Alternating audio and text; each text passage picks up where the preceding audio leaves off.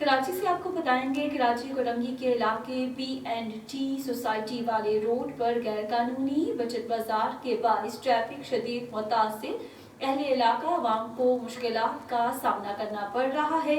इस हवाले से मज़ीद तफसीलात जानते हैं कराची से हमारे नुमाइंदे जावेद महमूद आनाई से। जी बिल्कुल, कुरंगी P&T सोसाइटी वाले रोड पर गैर कानूनी बचत बाजार के बाइस ट्रैफिक शदीद मुतासिर है, जबकि डिप्टी कमिश्नर ज़िला कुरंगी की जानिब से बचत बाजार की NOC मनसूख करने के बावजूद बाजार इंतज़ामिया मुसलसल बाजार लगाने से बाज न आ रही है।